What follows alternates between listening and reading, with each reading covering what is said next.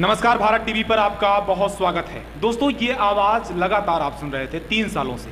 3 साल के बाद आज भारत टीवी स्थापना के 3 वर्ष पूरे हो रहे हैं, तो अवसर है भारत टीवी कॉन्क्लेव का। 2 दिन से 27 और 28 अप्रैल इस कार्यक्रम का आयोजन प्रतापगढ़ की ऐतिहासिक धरती पर किया गया। आज दूसरा दिन है, दूसरे दिन का ये 7वां सत्र है। हमारे साथ एक खास मेहमान मौजूद हैं। गोरखपुर की धरती से चलकर आए हैं पंडित राजेंद्र नाथ त्रिपाठी जी, जो कि अखिल भारतीय ब्राह्मण महासभा र के राष्ट्रीय अध्यक्ष हैं। तमाम सारी राजनीतिक जगहों पर भी इनके हस्तक्षेप रहे हैं, तमाम सारी विवादित मामलों में भी इनका पटाक्षेप रहा है।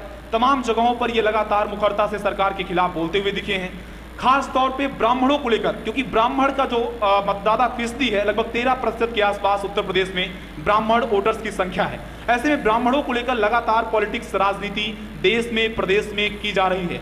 वही बात करें, लगातार समाजवादी पार्टी जनेश्वर मिश्र पार्क बनाकर ब्राह्मणों को साधने की कोशिश करती है, तो वहीं पर लगातार भारतीय जनता पार्टी भी ब्राह्मणों को साधने के तरह तरह हथकंडे अपनाती है। लेकिन ब्राह्मण वास्तव में आज कहां है, ये बहुत बड़ा सवाल है। और ये कुल मिला के जिस तरीके से लगातार उत्तर प्रदेश ही नहीं बल्कि पूरे देश में चर्चा का विषय बना हुआ है। फिलहाल अभी बीजेपी का पूरी तरीके से जिस तरीके से माहौल बना हुआ है, उसमें लगता है कि ब्राह्मण वोटर कहीं ना कहीं भारतीय जनता पार्टी के साथ दिखाई पड़ रहा है। लेकिन वास्तविकता क्या है, क्योंकि 2024 का चुनाव भी सामने है। उसके अलावा अगर हम बात करें तो कई जगहों पर उपचुनाव भी हैं। ऐसे में सबसे पहले भारत टीवी कॉन्क्लेव में आप सर आए, आपका बहुत बहुत स्वागत है। बहुत बहुत धन्यवाद। सर्वप्रथम मैं आपके भारत टीवी की तीसरे साल की वर्षगांठ पर हम आपको बधाई देते हैं, और इस टीवी के जितने दर्शक हैं जो जुड़े हुए हैं सभी साथियों को मैं बधाई देता हूं। धन्यवाद सर। सर, सवाल जवाब का दौर शुरू होता है। जातिवाद इस वक्त चरम सीमा पे है। कोई SC ST कर रहा है, कोई OBC कर रहा है, कोई ब्राह्मण कर रहा है, कोई मुस्लिम वोट कर रहा है। मतलब ये क्या चल रहा है देश में? आप लोग ब्राह्मण की बात करेंगे, कोई आएगा वो कहेगा कि हम पिछड़ों की बात करेंगे, कोई आएगा कहेगा हम दलित की बात करेंगे। देश में चल क्या रहा है सर? ये देश में जातीयता का जहर फैला करके कुर्सी हासिल करना इस देश के राजनीतिज्ञों का कार्य है। अगर आप मुझे उन जातिवादी ताकतों के दृष्टि से देखेंगे तो मैं साफ तौर पर मैं आपको बता दूं कि ब्राह्मण जाति नहीं विचारधारा है। मुझे गर्व है ब्राह्मण होने पर और ब्राह्मण संगठन का बड़ा चौकीदार होने पर, इसलिए कि मैं ऐसे मनीषी का पुत्र हूं जिन्होंने वसुधैव कुटुंबकम सर्वे भवन्तु सुखिनः, विश्व का कल्याण हो, प्राणियों में सद्भावना हो, ये मुझे ज्ञान दिया, मार्ग दिया, सिद्धांत दिया, और उस पर चल के पूरे देश और समाज के हित में कार्य करने का बहुत ही सराहनीय कार्य किया, ये ज्ञान दिया है। इसलिए मुझे ब्राह्मण होने पे गर्व है कि ब्राह्मण जातिवादी नहीं होता। ब्राह्मण जातिवादी नहीं होता आप कह रहे हैं। चूंकि एक सवाल बड़ा खड़ा हो गया, ब्राह्मणों को लेकर बात की जाती है। समाजवादी पार्टी कहती है कि हम ब्राह्मणों के हितैषी हैं, बीजेपी कहती है हम ब्राह्मणों के हितैषी हैं। क्या लगता है कि ब्राह्मणों का असली हितैषी कौन है? ब्राह्मण किसके साथ है? ये सब मारीच रूपधारी हैं, इसमें से कोई ब्राह्मण हित चिंतक नहीं है। चाहे ये सरकार हो, चाहे पिछली सरकार हो, चाहे बसपा की सरकार रही हो, चाहे सपा की सरकार रही हो, सारी सरकारों में ब्राह्मण हितों पर कुठाराघात, पीड़ित ब्राह्मणों को न्याय न दे पाना, उनको वंचित रखना, जानवर की तरह ब्राह्मण काटे गए हैं। मैं एक लंबे समय से इस समाज का नेतृत्व कर रहा हूं, कहीं किसी सरकार में कोई नेता खुल करके पीड़ित ब्राह्मण की आवाज बनने का नहीं कार्य किया। ये सबसे दुखद पहलू है। मैं तमाम घटनाओं में मैं गया हूं, कई हजार घटनाओं में 23 साल में पीड़ित ब्राह्मणों के दर्द का मरहम बनने का काम हम और हमारे संगठन के लोगों ने किया। बीजेपी तो कह रही है, सरकार में है, कह रहे हैं कि जो है हम तो सबका साथ, सबका विकास, सबका विश्वास, इस ध्येय के साथ काम कर रहे हैं। तो ब्राह्मण अछूता कहाँ है? भारतीय जनता पार्टी को 138 संगठनों का मोर्चा बना करके सशर्त समर्थन देने का कार्य किया था। लेकिन आपके चैनल के आज की उपस्थिति में मैं बतला दूं कि एक बहुत बड़ी पीड़ा है कि 15 सूत्री मांग पत्र समाज के पीड़ित, जरूरतमंद, गरीब, बेबस, लाचार, असहाय की समस्याएं थी और अन्य समाज के भी हित की बातें थी। समर्थन दिया गया, लेकिन दुखद पहलू ये है कि 1 साल पूरा हो गया, यह सरकार और भारतीय जनता पार्टी के वे लोग जिन लोगों की प्रेरणा से सशर्त समर्थन दिया गया, बुला करके धन्यवाद भी ज्ञापित नहीं किया। कैसे तो मतलब क्या लगा कि ये ब्राह्मण जो है उपेक्षा का शिकार है? कहीं उसकी गिनती नहीं है? कहीं नहीं है। कहाँ है? सबसे दुखद पहलू तो ये है कि इन सरकारों में, चाहे वो सपा की सरकार रही हो, बसपा की सरकार रही हो, भाजपा की सरकार रही, इन सरकारों में जो हमारे समाज के नेता हैं वो अपनी मलाई काट रहे हैं, कुर्सी से चिपके हुए हैं, उन्हें समाज का ध्यान ही नहीं है। समाज का वो तब ध्यान करते हैं जब उन्हें इस समाज के सहयोग की जरूरत पड़ती है, वोट की जरूरत पड़ती है, तो भाई बन करके आएंगे, और जब जीत जाएंगे, सदन में जाते हैं, तो कसाई का रूप धारण करते हैं।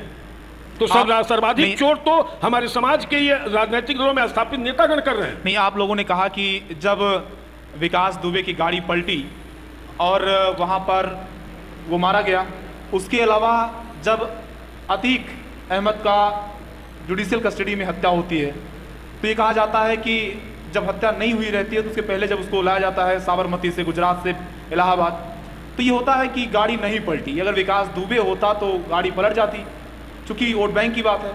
तो गाड़ी तो नहीं पलटी, लेकिन जो कुछ हो गया आप देख ही रहे हैं। तो मतलब क्या लगता है, योगी जी तो कह रहे हैं सबका साथ सबका विकास, और माफिया अगर कोई भी हो तो उसके साथ वो वही काम कर रहे हैं। वो कह रहे हैं कि हम एनकाउंटर कर रहे हैं माफियाओं का, जो पुलिस पर गोली चला रहा है पुलिस उसको जवाब दे रही है। तो क्या लगता है कि बराबर की जो कार्रवाई है, चाहे वो किसी भी बिरादरी का माफिया हो, इस सरकार में नहीं हो रही है? ऐसा है, विकास दुबे तब क्यों याद आया जब अतीक पर खतरा मंडरा रहा था। तब तो विकास दुबे नाम लेने से इतना भय था लोगों को कि कोई नाम लेना नहीं चाह रहा था। जब अतीक की बारी आई है तो लोगों ने कहा कि कहीं विकास दुबे जैसी गाड़ी न पलट जाए। यानी यही नेता तब कहे कि विकास दुबे के साथ अन्याय हुआ जब अतीक अहमद खतरे में पड़ा। यही आवाज तब उठी होती तो उस पीड़ित परिवार को न्याय मिल गया होता। नहीं, गाड़ी तो जब नहीं पलटी तो लोगों ने कहा कि गाड़ी नहीं पलटी, देख लीजिए अतीक अहमद नहीं, है, गाड़ी नहीं, नहीं गाड़ी पलटी। इसका मतलब कि वो गाड़ी पलटाई गई थी, इसका मतलब तो यही है ना। हादसे यानी वो स्वीकार कर रहे हैं कि उनके साथ अन्याय हुआ, तो तब क्यों नहीं किए जब आवाज उठाने की बात थी? नहीं, गाड़ी तो पलट सकती है कभी भी, हादसा तो कभी भी हो सकता है। सरकार के मंत्री कह रहे हैं, सरकार तो फिर ये क्यों कहे कि विकास दुबे की गाड़ी कैसे पलट गई? नहीं, ये ब्राह्मणों में ये चर्चा थी इस बात की। वो लोग कह रहे थे कि ये ब्राह्मण ही नहीं, सारे नहीं, आप जैसे नेता ही कह रहे थे सर कि योगी जी भेदभाव करते हैं, सरकार भेदभाव करती है। तो मैं योगी जब हमारे समाज को, पीड़ित पक्ष को जी जिसे न्याय की जरूरत है न्याय नहीं मिलेगा, तो हम यही कहेंगे कि अन्याय हो रहा है। नहीं तो एक राजा की दृष्टि में संभाव होना चाहिए। विकास दुबे ने 8 पुलिस वालों के ऊपर ताबड़तोड़ फायरिंग करवाई थी, उसमें काफी ब्राह्मण अधिकारी भी मारे गए थे। तो क्या वो ब्राह्मण नहीं थे सर? वो उनमें आपको ब्राह्मण नहीं दिखा? ऐसा है, मैं न विकास दुबे का पक्षधर हूं न किसी अपराधी का पक्षधर हूं। जो तरीका था गलत हुआ उसका मैं विरोधी हूं। वो तरीका गलत था। 150 पुलिसकर्मी 12-1 बजे रात को विकास दुबे जैसे गुंडों के यहां पहुंच रहे हैं AK-47 लेकर के, और 10 गुंडे 10 पुलिसकर्मी को मार देते हैं। इसी फोर्स पर और इसी सैनिकों पर घमंड करेगी सरकार? भ्रष्ट फायर किए होते पुलिस वाले तो 10 गुंडे मार दिए गए होते। एक गुंडा नहीं मरा, 10 पुलिसकर्मी मार दिए गए। असली इनकाउंटर यूपी का अगर देखना है और जानना है तो बिकरू कांड से आप लोग सीख लें। ये है असली इनकाउंटर। नहीं, एनकाउंटर की बात कर ले, आपने एनकाउंटर की बात की तो सरकार जो है, पुलिस जो है, वो माफिया अगर उस पर फायर करते हैं पुलिस पर, तो वो पुलिस अब खुली छूट है, वो माफियाओं पर दोबारा जवाब दे रही है। तो ये ठीक नहीं है सर? नहीं, देखिए मैं कहा ना, अपराधी किसी जात का नहीं होता, गुंडा किसी जात का नहीं होगा। वो सबको आम मानवता को जो रोकने का काम करे वो समाज का हित चिंतक कैसे हो सकता है? लेकिन विकास दुबे की बात अभी आपने कहा कि 10 पुलिसकर्मियों को मार डाला। कहां से मारा, वो कैसे मारा? जब 150 पुलिस अधिकारी और कर्मचारी AK-47 लेके गए थे, तो ये बहुत दुखद पहलू है ना कि 150 पुलिसकर्मी एक तरफ, 10 गुंडे एक तरफ, और 10 गुंडे 10 पुलिसकर्मी को मार डालते हैं। ये दुर्भाग्य है ना। इसी पर सरकार घमंड करती है पुलिसकर्मियों पर। अभी आप कह रहे हैं, इसे ये बताइए, अभी आप कह रहे हैं कि ब्राह्मण सवर्ण बिरादरी को, अभी देखिए उन्होंने आरक्षण दिया, EWS दिया, इकोनॉमिक आरक्षण दिया। क्या लगता है कि ब्राह्मणों के लिए इसमें काम नहीं हुआ सर? क्यों नहीं है? इसमें हम लोगों ने अदा किया था, लड़ाई लड़ी थी।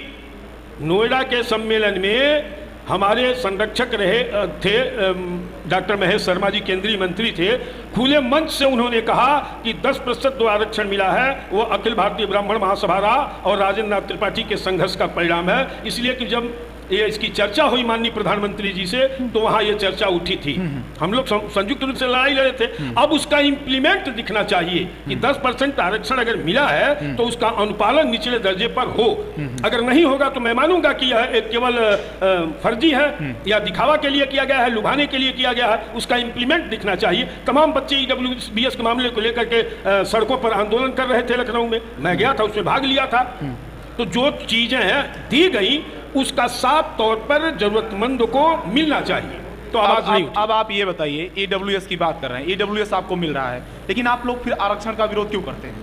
आप जो पिछड़ों को, जो गरीबों को जो आरक्षण मिला हुआ है, दलित को मिला हुआ है, उसका विरोध क्यों करते हैं कि आरक्षण को समाप्त किया जाए? देखिए, अखिल भारतीय ब्राह्मण महासभा के नेतृत्व में एक नारा है, आरक्षण नहीं अमीरों को, संरक्षण सभी गरीबों को। मैं जातिगत आरक्षण के खिलाफ 2012 में रथ निकाला था और पूरे प्रदेश के 29 जिलों में 2 महीने भ्रमण किया था। हम आरक्षण का विरोध नहीं करते हैं, आरक्षण को दिया जाए। किसको दिया जाए? जो पात्र हो, जो गरीब हो, गरीबों को आरक्षण दिया जाए। हम जातिगत आरक्षण के दुरुपयोग का विरोध करते हैं कि जैसे किसी दलित समाज का आरक्षित वर्ग का कोई IAS हो गया, IPS हो गया, उद्योगपति है, जात के नाम पर वो लाभ ले रहा है, तो अन्याय कर रहा है। किसके साथ? किसी सवर्ण के साथ। वो अपने ही समाज के गरीब व्यक्ति के साथ अन्याय कर रहा है, तो गरीब वहां देखे कि उसके साथ अन्याय कौन कर रहा है। सर ये बताइए, उत्तर प्रदेश के रायबरेली के ऊंचाहार में एक ही ब्राह्मण परिवार के 5 लोगों की हत्या होती है। कहाँ चले गए थे वो ब्राह्मण संगठन, कहाँ चले गए थे वो लोग? क्योंकि बहुत ही निर्मम तरीके से उनकी हत्या हुई थी, तो उसमें कहाँ चला गया ब्राह्मण सम्मेलन, ब्राह्मण संगठन, या फिर लोग कहाँ चले गए? क्या लगता है कार्रवाई नहीं हुई थी उसमें? सर क्या किया था आपने? ये आपने बढ़िया प्रश्न उठाया। ऊंचाहार में जब घटना हुई थी, मैं 5वें या 6वें दिन अपने सैकड़ों साथियों के साथ ऊंचाहार गया था जी।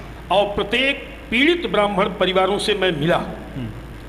बहुत दुखद स्थिति हुई। मैं वहां भी गया जहां यह दिखाया गया कि बिजली के तार से जलकर के ये गुंडे मर गए, ये गोली चला के भाग रहे थे, इनकी गाड़ी पोल से टकराई। मैं जब घटना स्थल पर गया देखने, तो विद्युत का पोल था, पोल टेढ़ा भी था, लेकिन दुर्भाग्य से उसमें कभी तार था ही नहीं, रहा ही नहीं। तो जब तार ही नहीं था तो कैसे वो जल के मरे?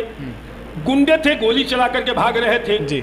RTI के तहत जब पता लगाया गया तो वो 5 जिनको गुंडा कहा गया, 5 के खिलाफ 107 का मुकदमा नहीं था, वो एक्सपंज कर दिया गया केस। अंत में मैं कहा कि अगर 1 सप्ताह के भीतर न्याय नहीं मिला तो उत्तर प्रदेश की विधानसभा चलने नहीं दूंगा। अपने साथियों को लेकर के अखिल भारतीय ब्राह्मण महासभा ने शौर्य प्रदर्शन करके उन पीड़ित परिवारों को न्याय दिलाया, और आप ही के प्रतापगढ़ के हादी हाल में पीड़ित परिवारों को 1-1 लाख रुपया देने का काम संगठन ने किया था। आप कह रहे हैं कि संगठन लगातार ब्राह्मणों की लड़ाई लड़ रहा है। सर, ब्राह्मणों का हिस्सा कहाँ दिला पाया आप लोगों ने? क्योंकि ब्राह्मण जो है, अभी आप ही कह रहे हैं कि उपेक्षित है। आप लोग सरकार के हाथ की कठपुतली तो नहीं बन जाते, आप राजनीतिक दलों के हाथों की कठपुतली तो नहीं बन जाते, उनके छलावे का शिकार तो नहीं हो जाते? क्योंकि ब्राह्मण संगठन है या जो भी लोग हैं, क्या ब्राह्मणों के जो अधिकार हैं, जो उनको मिलना चाहिए, क्या वो मिल पाता है सरकारों में? क्योंकि बड़ी भागीदारी है इनकी, तो क्या लगता है कि ये तय हो पाता है? ब्राह्मणों का विकास कहाँ है सर? वास्तविकता तो ये है कि उत्तर प्रदेश की मैं बात कर रहा हूँ, उत्तर प्रदेश में बैठा हूँ अभी प्रतापगढ़ में। उत्तर प्रदेश में 123 ऐसी विधानसभा सीटें हैं कि सिर्फ ब्राह्मण संगठित होकर के एक जगह मतदान कर दें तो आपके 123 विधायक सदन में दिखाई देंगे। 17 ऐसी लोकसभाएं हैं कि ब्राह्मण सिर्फ संगठित होकर के एक जगह मतदान कर दें तो 17 सांसद यूपी से चले जाएंगे। इसी जागरण के लिए हम दौड़ रहे हैं, हमारे साथी जगह जगह मेहनत कर रहे हैं कि आप संगठित होकर के अपने हक की प्राप्ति कर सकते हो, अपने अधिकार सम्मान की रक्षा कर सकते हो, अपने आने वाले पीढ़ी बच्चों के भविष्य की रक्षा कर सकते हैं। ये बताइए कि 2024 का चुनाव सामने है, ब्राह्मण की जो भागीदारी है, वोटर संख्या जो है काफ़ी है, वो यूपी में बहुत प्रतिशत में ब्राह्मण वोटर हैं। ये बताइए कि क्या लगता है कि आपने कहा कि सरकार ने धन्यवाद तक नहीं किया, सरकार ने हमारी बातों को सुना नहीं, जो 15 सूत्री मांगे थी उसको माना नहीं। 24 में क्या तैयारी, 24 में क्या करने वाले? अब देखिए, बड़ा संगठन है, देश का सबसे बड़ा संगठन है, 19 स्टेट में, यूपी के सभी जिलों में, 11 देशों में ये संगठन कार्य कर रहा है। और जो भी निर्णय लिया जाता है तो आम सहमत के आधार पर जिलाध्यक्षों की बैठक, राष्ट्रीय प्रदेशी कमेटी की बैठक, एडवाइजरी बोर्ड की बैठक करने के बाद निर्णय जो लिया जाता है, मैं एक उद्घोषक के रूप में उसकी घोषणा करता हूं। 2024 के चुनाव से पहले एक बड़ा कार्यक्रम होगा, हर जिलों हर राज्यों के लोग रहेंगे, आम सहमत जो बनेगी अपनी शर्तों के आधार पर संगठन वो कार्य करेगा। सर, नेतृत्व क्या लगता है? जो नेतृत्व, जैसे आप राष्ट्रीय अध्यक्ष हैं अखिल भारतीय ब्राह्मण महासभा की, सर क्या लगता है कि जो नेतृत्व होता है, क्योंकि अगर आम सहमति आपके समाज में बनती है और लोग आप पर विश्वास करते हैं और वोट करते हैं, राजनीतिक दलों को जिनको आप सपोर्ट करते हैं, क्या उनसे आप क्या उन लोगों के अधिकारों को ले पाते हैं? ये संगठन आपका जो जितने दिन से चल रहा है, जैसे कहीं विरोध की बात कर लें, अभी कुंडा में एक मामला हुआ था, प्रतापगढ़ का कुंडा, आप आए थे वहाँ पे, रिपोर्टिंग करने के लिए हमारी टीम गई थी वहाँ पे, क्या हुआ था, क्या किया आपने, बताइए हमारे सामने, दर्शकों को बताइए। देखिए, जब मैं उस घटना में पहुंचा श्रद्धांजलि सभा में, तो मैं देखा कि सभी लोग दुख व्यक्त कर रहे थे। पीड़ित परिवार को देख करके मुझे तरस आया कि हम केवल श्रद्धा सुमन अर्पित करने आए हैं या सबका उद्देश्य है कि पीड़ित ब्राह्मण परिवार को न्याय दिलाना। मैंने पहले कहा कि अगर सभी लोग वास्तव में इस पीड़ित परिवार को न्याय दिलाना चाहते हैं, मैंने खुले चुनौती दिया वहाँ एलआईओ प्रशासन को कि जिम्मेदार अधिकारी आए, हमारी बात सुने और पीड़ित परिवार को न्याय दें। नहीं देंगे तो मैं रोड जाम करूंगा। तो मैं कहा और किया भी, सारे लोगों को लेकर सड़क पर गया। उन्होंने 2 दिन का समय लिया, कुछ बातें कही कि पूरा हुआ है, कुछ बाकी है हम पूरा करेंगे। उसके बाद समाप्त किया गया आंदोलन। मैं तीसरे दिन 3 दिन बाद 18 को मैं कहा कि नहीं होगा तो मैं 18 को सारे रोड जाम करूंगा। 15 को ही मेरे पर जानलेवा हमला हो जाता है जौनपुर में। अब हमको या तो अब कैसे हुआ इस पर की गहराई में नहीं जा सकता, लेकिन इस बात का दुख है कि पीड़ित परिवार को मैं न्याय नहीं दिला पाया। सड़क पर उतरने के बाद भी ये पहली घटना है, नहीं तो प्रशासन की नींद उड़ा देता और न्याय ले करके रहता। ये राजनीतिक लोगों ने कहिए या वहाँ का स्थानीय प्रशासन जो है वो पीड़ित परिवार को न्याय देने में कोताही नहीं। ये बताइए कि आपके ऊपर हमला होता है, ये हमला कैसे होता है, कहाँ होता है, और जब आप सुरक्षित नहीं हैं तो फिर यूपी का ब्राह्मण कहाँ सुरक्षित है? नहीं, बिल्कुल सही है आपका कहना, लेकिन ये भगवान श्री परशुराम की और ये हमारे समाज के लोगों के आशीर्वाद की देन है कि मैं एकदम अपने आप को और सुरक्षित रहते हुए सुरक्षित मान रहा हूँ। जहाँ भगवान की कृपा है और मेरे परिवारी जनों का, संगठन के लोगों का, समाज के लोगों का आशीर्वाद है, बाल बाका नहीं कर पाएगा कोई माई का लाल, ये मैं जानता हूँ। भगवान परशुराम को लेकर लगातार समाजवादी पार्टी कहती है कि हम परशुराम की जयंती वो मनाते हैं, उसके अलावा वो मूर्तियाँ लगवाने का काम करते हैं। वहीं पर जो भारतीय जनता पार्टी वो कहती है कि परशुराम जो है वो भगवान नहीं है, वो महापुरुष हैं। कैसे देखते हैं, दोनों को कैसा आप देखते हैं? ऐसा है, भगवान श्री परशुराम ब्राह्मण के ही नहीं सभी वर्गों के आराध्य हैं। भगवान किसी एक जात में पैदा जरूर होता है, लेकिन एक जात का भगवान नहीं होता है जी।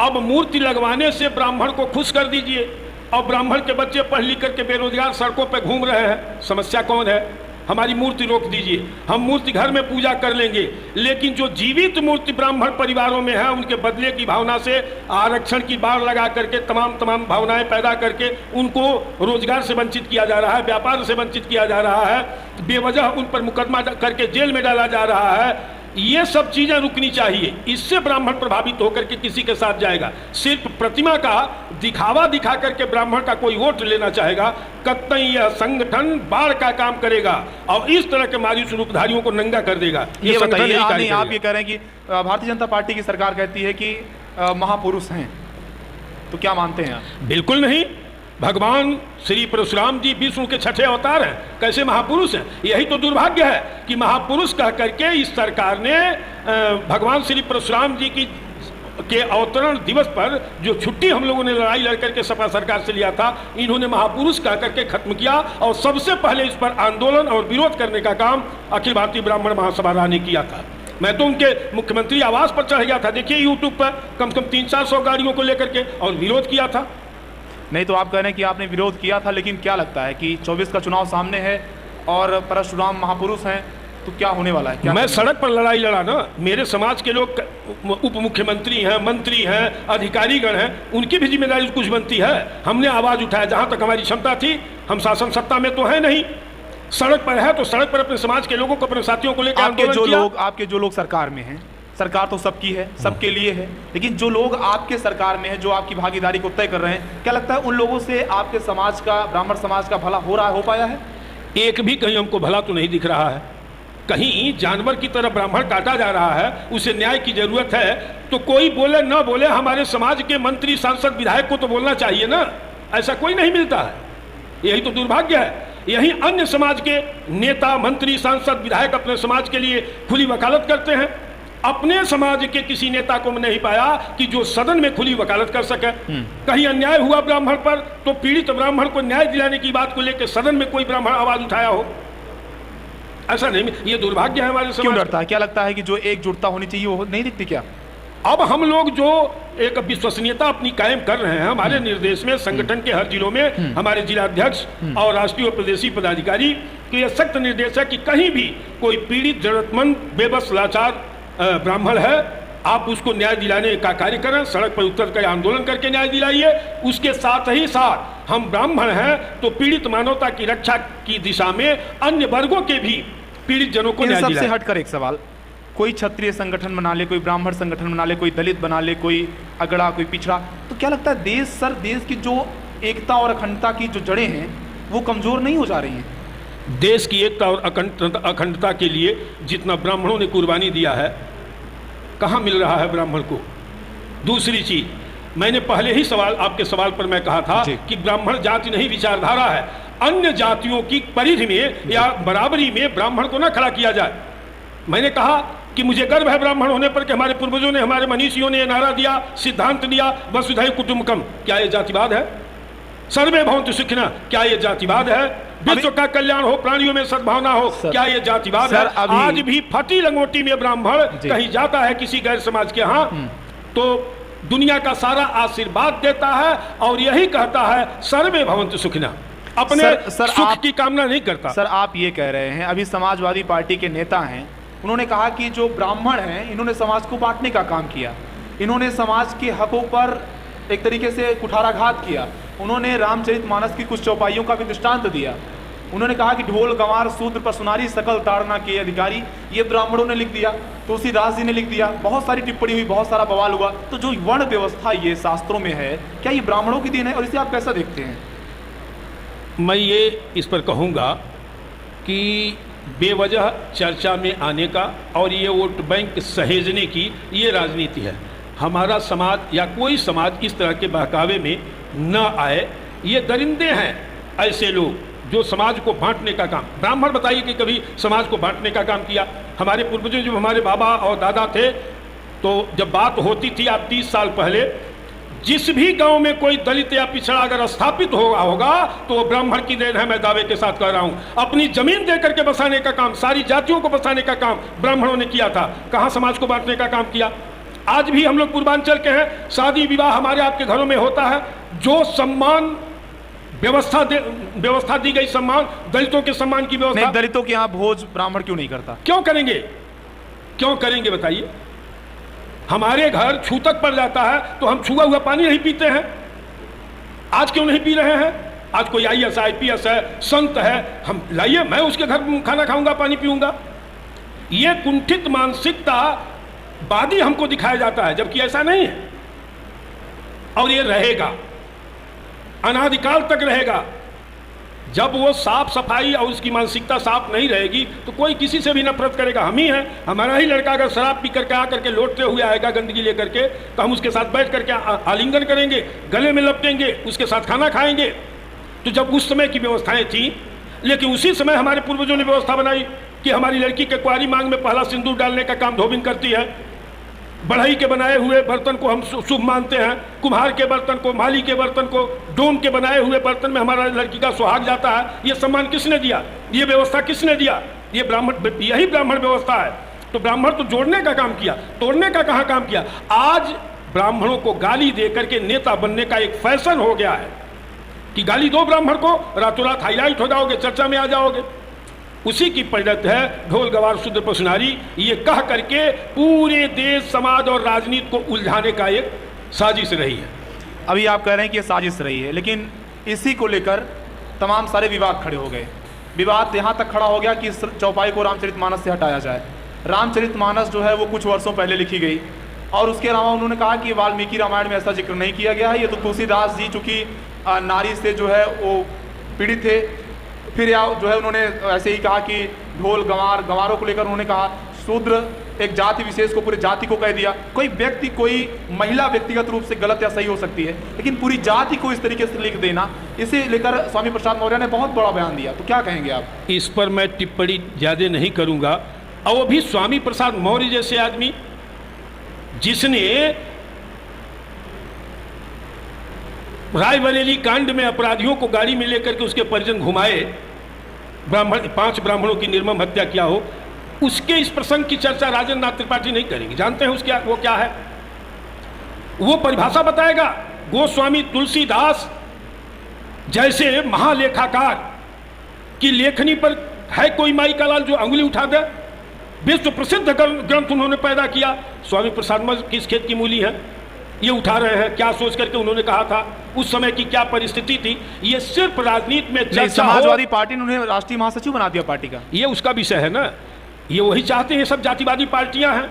आज तो सारे राजनीतिक दल जातीयता का जहर फैलाने में लगे हुए हैं और उस आधार पर वोट बैंक बनाने में लगे हैं। मैं देश के सभी जाति धर्म संप्रदाय वर्ग के लोगों से, सम्मानित जनों से निवेदन करूंगा कि आप अपने समाज, देश और नौनिहालों के भविष्य की रक्षा को लेकर के कार्य करें और उस आधार पर मतदान करें चुनाव में। इन जातिवादी ताकतों के जहर फैलाने के जो फैला रहे हैं, इनका शिकार न हो, चाहे किसी भी जाति। एक आखिरी सवाल सर, वक्त की कमी है, एक आखिरी सवाल।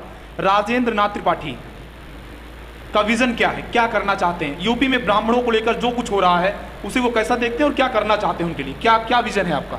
देखिए, हमारा जो उद्देश्य है संगठन का, पहली चीज कि मैं किसी राजनीतिक दल का चवन्नी का मेंबर नहीं हूं। 23 साल से समाज जिस कुल में जन्म लिया हूं उस कुल के चौकीदारी मैं कर रहा हूं। राजनीतिक महत्वाकांक्षा होती तो किसी न किसी राजनीतिक दल का सदस्य मैं होता। 23 साल इस तरह से नहीं गुजारता। पूरा पारदर्शिता है, संगठन का एक एक कार्यकर्ता जानता है। मैंने प्रस्ताव भी पारित कर दिया कि किसी को ये न लगा कि ये राजनीति कर रहे हैं, इनको राजनीति में जाना है। हमको अपने समाज के पीड़ित, जरूरतमंद, बेबस, लाचार, गरीब, असहाय, न्याय से वंचित, बदले की भावना से जो आक्रमण हमारे समाज पर हो रहा है, इसके खिलाफ संघर्ष करके अपने समाज के सम्मान को, प्रतिष्ठा को, अधिकार को संरक्षित करना है। वर्ण व्यवस्था में आप विश्वास करते हैं? ये वर्ण व्यवस्था हमेशा बिल्कुल रखते हैं। आप बताएं कि सर, देश में संविधान चल रहा है, समानता के अधिकार की बात की जा रही है।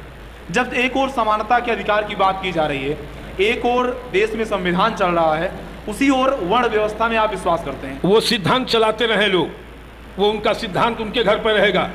देश का कोई भी ऐसा व्यक्ति बता दे आकर के मुझसे डिबेट करने के लिए मैं तैयार हूं कि अगर हम 4 भाई हैं, एक हाई स्कूल पास है, एक IAS हो गया, एक IPS हो गया, एक विद्वान प्रवक्ता हो गया, आप बताइए, अपने आप वर्ण व्यवस्था हो गई कि जो कम पढ़ा लिखा है वो घर देखेगा, जो पढ़ा लिखा IAS हो गया वो देश और समाज का कार्य करेगा। तो अगर वो कर रहा है तो इसे आप क्या कहेंगे? यही तो था। नहीं, यही था कि जो बुद्धिमान था। आपकी वर्ण व्यवस्था ब्राह्मण, क्षत्रिय, वैश्य, शूद्र पर अटकी है। क्या शूद्र जो है पढ़ा लिखा नहीं है? बाबा भीमराव अंबेडकर ने पूरा संविधान लिखा, उसी संविधान से आज देश चल रहा है। बाबा भीमराव अंबेडकर ने संविधान लिखा है, वो एक ड्राफ्टमैन थे। जी बिल्कुल, कमेटी के चेयरमैन भी नहीं थे ना, वो ड्राफ्टिंग कमेटी के चेयरमैन थे। उस समय कौन था? राजेंद्र बाबू चेयरमैन थे। उनको क्यों नहीं कहा जाता है कि उन्होंने संविधान लिखा? 117 या 70 लोग थे उस कमेटी में, उनको क्यों नहीं कहा जाता है संविधान लिखे? ये सब वोट की राजनीति है। मैं सम्मान करता हूं डॉक्टर भीमराव अंबेडकर जी का, बाबा साहब का, लेकिन सिर्फ उन्हीं पर केंद्रित किया। और लोग कहाँ थे? और लोगों की भूमिका क्या थी? ये देश की राजनीति है, दलित वोट बैंक को प्राप्त करने के लिए जाकर के दलितों के यहाँ। अरे रिश्ता क्यों नहीं कर लेते? जो लोग दलित के घर जाके खाना खा रहे हैं वो रिश्ता भी कर रहे हैं ना जी। राजेंद्र नाथ त्रिपाठी और ब्राह्मण समाज का कोई भी व्यक्ति, क्या आप किसी कतई नहीं पसंद करें? किसी को शूद्र कहने में आपको डर नहीं लगता? SC/ST का? किसका? SC/ST के मुकदमे। मैं कह रहा हूं कि शूद्र को सम्मानित जगह देने का काम हमारे पूर्वजों ने किया, व्यवस्था बनाई। हम कहा उनका अपमान कर रहे हैं, विरोध कर रहे हैं। लेकिन लोग शूद्र मारने पर, कहने पर बुरा मानते हैं। नहीं, जो ये नौटंकी करते हैं उनसे मैं कह रहा हूं ना कि कहीं एक दिन खाना खाओगे, रिश्ता भी बना लो उनसे। जो लोग ऐसा कर रहे हैं वो करें, उनको करना चाहिए। चलिए, वक्त की कमी है सर, आप हमारे साथ जुड़े, भारत टीवी कॉन्क्लेव का हिस्सा बनने के लिए आप गोरखपुर से चल के आए, आपका मैं बहुत बहुत धन्यवाद ज्ञापित करता हूं। बहुत बहुत धन्यवाद। तो ये थे हमारे साथ उत्तर प्रदेश के गोरखपुर के रहने वाले अखिल भारतीय ब्राह्मण महासभा रा के राष्ट्रीय अध्यक्ष पंडित राजेंद्र नाथ त्रिपाठी, जो लगातार ब्राह्मणों को लेकर अपनी बात रख रहे थे कि उत्तर प्रदेश की सरकार में ब्राह्मणों को कितनी उनकी भागीदारी मिल रही है, और तमाम चीज़ों को ज्वलंत मुद्दों पर अपनी राय रख रहे थे। उसे आप कैसा देखते हैं, कमेंट के जरिए जरूर बताइएगा।